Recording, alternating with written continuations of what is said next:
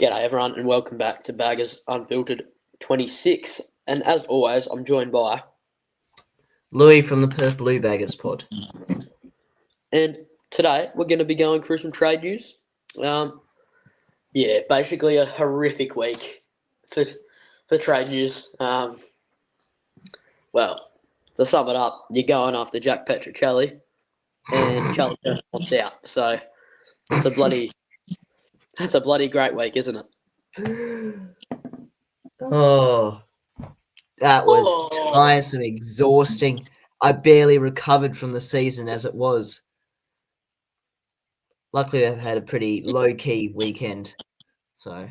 Oh, yeah, thank God. Yeah. Carlton women get a W late Sunday. So that was good to see. But otherwise, not the best news throughout the week. And we shall go through that one by one, starting from the Monday.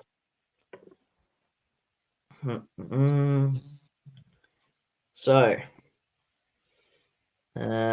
we get news that Francis Evans is in with forward management, Carlton's forward management, and Carlton themselves about a new deal. So that was good because we were calling out for that. Out for him to get re-signed, so you assume that would be in the coming weeks. This week, I'd say. Yep. Then we get the AFL's worst kept secret that TDK is set to leave to St Kilda on the Monday. Reported by Sam McClure on the 8-year mega deal. About time we got something right. The twat. Yeah. Look, it was just waiting for the first person to say it, Yeah. So he can go and chase the money. Yeah. Yeah. And then we go into Tuesday when, unfortunately, there was confirmation that JSOS was set to leave. Actually, before that, remember there was that little Code Sports video about where he says all will come out in due time, and potentially I might think about leaving. I love the club very much. Well, that's clear bullshit. If you really love the club so much, you'd stay, mate. And then he puts out a pretty sincere Instagram post, which he had to do, and that he'll always consider himself as being a fan sort of thing, but it's a bit subjective to whatever you want to think. Yeah. Look, shit happens. We move on. As I said on Terry's and Cam's, as you've said on your, just whatever you've said, expect the unexpected. Change will happen. It's all a part of life. We've got to cut our sentimental ties to players. It's more important. The club's more important than the players. So we just have to learn. See you later. They'll come. There's players every generation that you can look up to. It's a cycle. It's fine. Things will happen. We just got to move on. Everything's going to be okay. Well,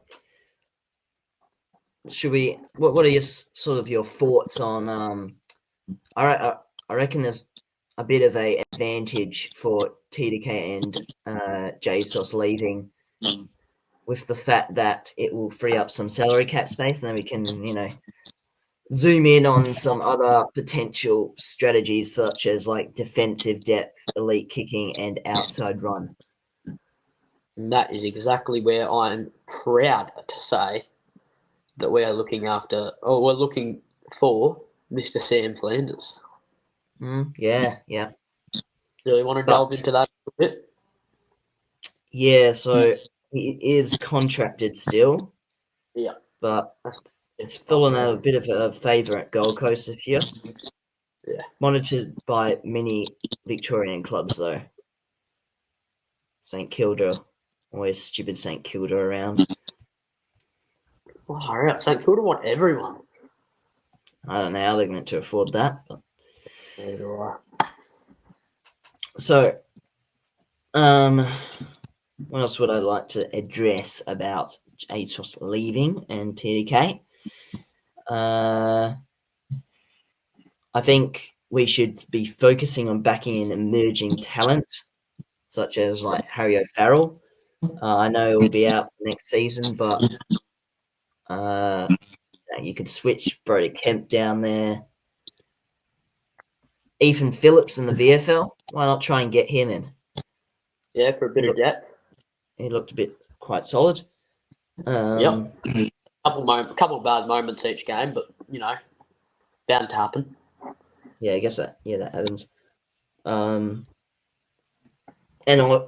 ultimately, I think Jack Silvani leaving to his own, the impact on himself will be greater than he would anticipate, really. Yep. The abuse that he probably got after the announcement was probably quite severe, especially on Twitter. A lot of people threatening things and whatever I saw around. So obviously, I do not condone that behaviour. Yeah, that's where I draw the line. You do? What? That's where I draw the line. Yeah. But he'll probably get booed at the games, which I think is just part of the whole theatre of the game, really. Yeah, and look, that's expected to happen. That will happen, actually, as soon as we play St Kilda or whatever.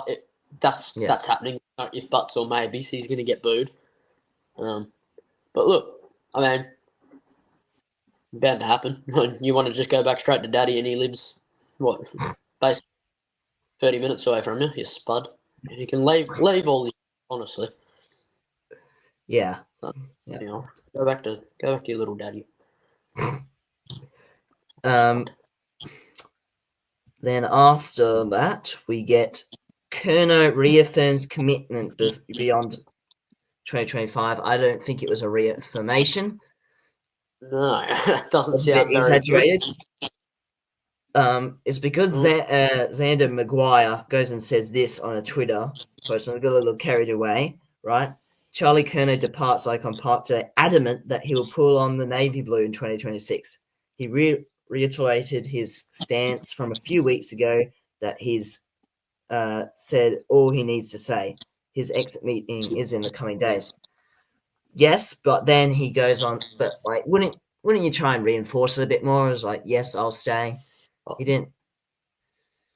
He should have gone a bit more adamant there. So then the next day, I think it was Wednesday, I guess. He goes on to say, Tom Morris reports, Charlie Kerner has had his exit meeting today. He raised the prospect of a trade, but was immediately shut down. Yeah. Thoughts?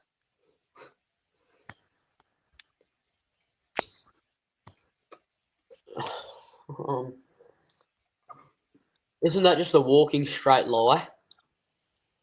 Yeah. Like, in July, he goes and says, I'll be in Carlton next year. Oh, laggy right now. And then he goes and does this. And the fact that this has been rumoring around since July means that someone is putting it out there. I reckon a few other people probably reckon this too, that his management are putting out this to try and create some sort of opportunity for a trade to happen so he can get out of there. He's clearly unhappy.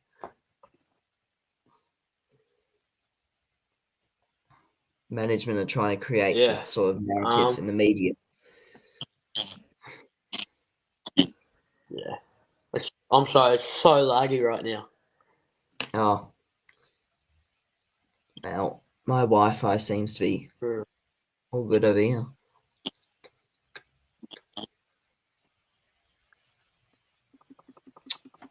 All good? It's probably me. Yeah. It is probably me. I'm gonna.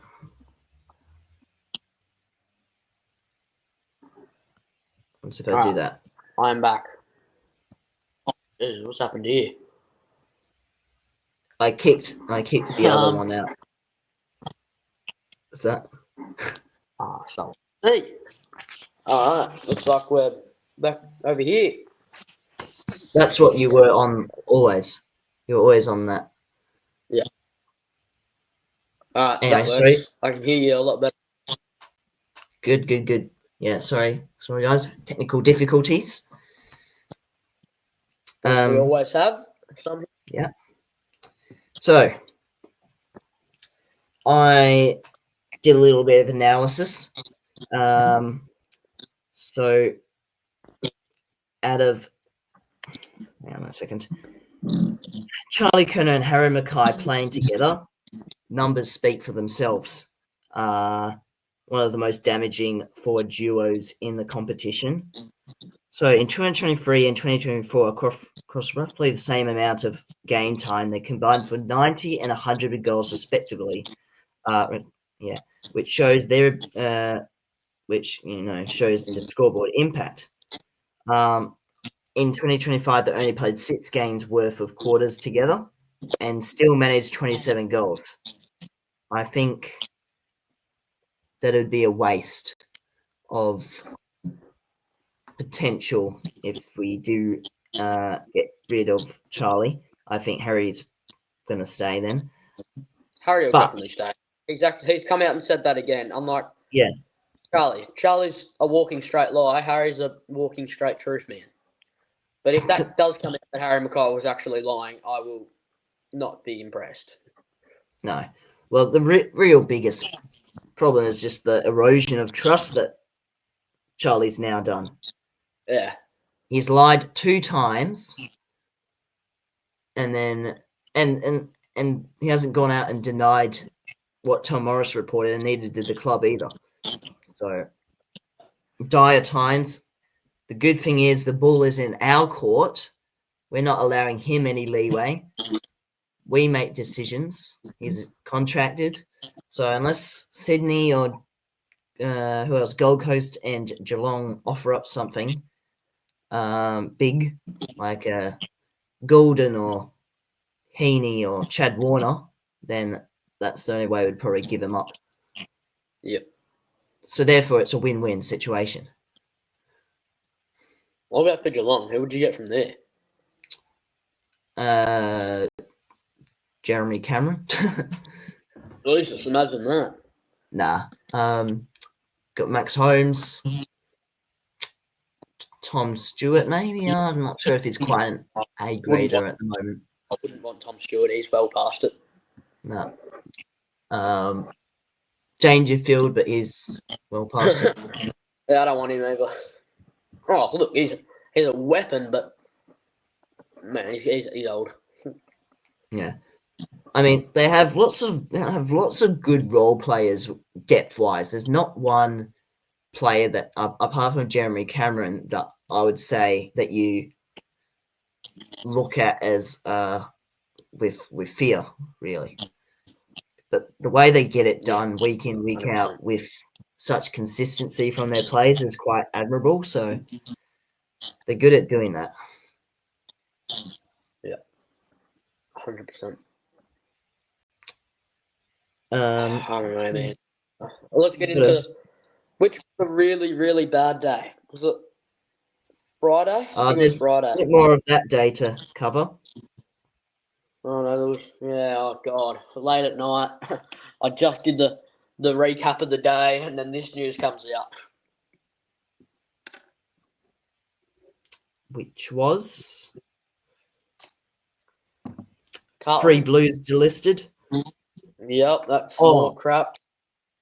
Yeah, so Harry Lemmy probably expected, although a little stiff, I reckon.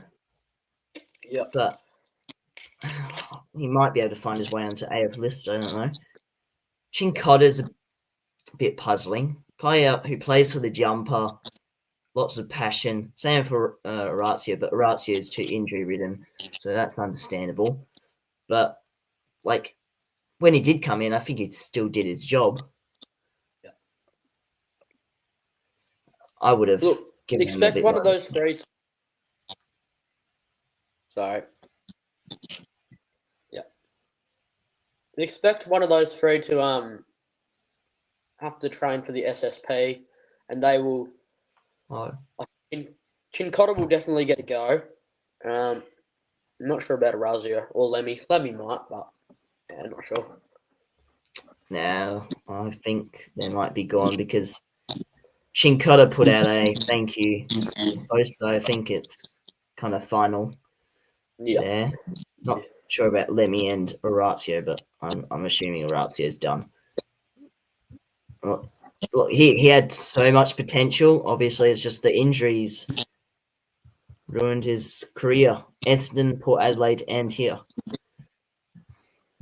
Yeah.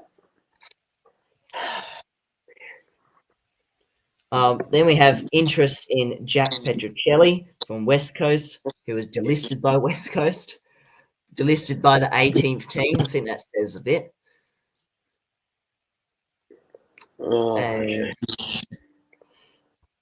That's via Jay Clark on the Herald Sun. Played 90 games for the Eagles, 26-year-old. I mean, maybe you might want to get him for depth, but I mean, I don't think we need him. And I'm assuming this is what you're referring to. Elijah Holland's been asked to explore his options. Yep. Yeah. I don't like that personally. I think that's really, really stiff. Like, I think that's really stiff. He's obviously gone through the mental battle, but come on, like, seriously, that's a bit on the ridiculous side, I think. I don't like it. Well, I don't know. It doesn't mean that it's what was I going to say? It doesn't mean that it's both parties want them to leave. I don't think Elijah wants to leave. I think he'll still remain on the list, but he wouldn't get much game time. So it'd be a bit underwhelming season next year, wouldn't you? Wouldn't you think? Who reported that, by the way? That's what I'm wondering. Mitch Cleary. Yeah, okay. So that's definitely true. He's pretty spot on with whatever he does. Yeah. Bunch. There's you know what? We have some news. Oh. Michael Voss comes out and says Charlie Curnow will be playing at Carlton next year. Bang! Oh shoot! Charlie Curnow is playing at Carlton in 2026. Don't fuck along. You're not going to Sydney. You're staying in Navy Blue. Yeah. Let's have a listen. There is plenty of talk at this time of year by default, and I guess even more so when Charlie Curnow's name is the one that gets brought up. What's your stance on that commentary that's taken place in recent weeks? There's been a lot of commentary, but we're pretty clear on where it stands, and that's he'll be playing for Carlton in 2026. So, we can probably save a coffee for other coaches and, probably confirm that he'll be here. So, he's really important to us. Acknowledge amongst all the boys that we've had a challenging year. Charlie himself has had a really challenging year. Probably didn't really get going throughout the pre-season for one reason or another. A lot of that out of his control. Not much you could do. There is plenty of talk. Yeah, okay. But, I mean, he might have to come out and say that. Yeah. To reaffirm the club's position. And we should be accustomed to club propaganda. Yeah. But, positive signs, I guess. Yeah. Far out. That's a big statement right there. Yeah. Big statement. Done through Carlton Media as well. Yeah. So we'll look more into that after this. Any other trade news to cover? Talked about Sam Flanders. Got interest in Fremantle ruckman Liam Reedy, so he'd probably be a straight in, ready-made. He'll definitely be in Carlton next year. And Bulldogs utility Buku Karmas. Yeah, Buku! Buku is on still on Western Bulldogs list, though, so I might have to offer a bit. All of what I've heard. Yeah, so and Bulldogs are notoriously quite hard to deal with as well. Yeah. Anyway, I think anything else? Talk about Sam Flanders. Yeah, I mean, an exhausting week and probably be another exhausting trade period, but hopefully at least the week upcoming will be a little less involved. Yeah. Actually, let's end the podcast on a high with the announcement of round 24 Rising Star nomination for Matt Carroll, who finally deserves one. Hey, bloody oath he does. Yeah. 17 games this debut season. 12 months ago, he was delisted after an injury-riddled 2024, and he's found his way back via the SSP. So real shining light in 2025, brought lots of defense and flair off halfback. In round 24, he got 15 disposals, 7 marks, 2 of which were intercept marks, 80% disposal efficiency, 4 intercepts, 5 score involvements, 407 meters gained. What a story! What a season! Yep. Yes, that's awesome. That's so cool. Yeah. We also do have some more brewing news on the podcast front. We have, well, it's not official, and I'm not going to say who might be coming on, but we have a few guests that I can definitely assure you will be coming on. We are very excited to come. Oh, whoa. We're very excited. Whoa, oh no. What? Oh no. I'll tell you after the pod. Okay. Oh god, that could be the end of me. We're very excited to have these people come on. All right. Number 1, Baggers Chat. Yay. The lads from Baggers Chat will be coming on the pod. Just an end of year thing. We're trying to get as many guests as we can for the end of the year. You're probably sick of hearing us every week. Yeah. We're trying to mix it up a little bit, but yeah. Who else? I know there's a few more. I don't want to say who they are though, because they are former AFL players. That's the only thing that I. So huge get. Next week is the Father's Day pod too. So our yearly tradition that we like to do. So to people that actually do listen to this at school, no, you're not coming on the podcast just because my dad's coming on. So don't rip into me about that one. Yeah. I think that's basically all we've really got, isn't it? It's all we can cover. Yeah, I mean... Until we do our... We've done well to get at that 24 minutes, I reckon. Yeah. Look, hopefully a good week ahead, eh? Yeah, please. Yeah, I can't do another terrible week. Righto. Thank you, everyone, for listening to episode 44. Hopefully we'll get to 50. I think we'll get to 50 this year. Yep, probably. Got season review, player reviews. There's 2, some collabs. Yeah. So that's 5, and then there'll be one more, which will be a draft review and draft preview. So I think we'll get to 51. Pretty sure. Yep, probably. We'll definitely get to 50. And then we'll get the Father's Day pod next week, so 52. Righto. Let's end this thing. Thank you, everyone, for listening. Go Blues. Catch you soon.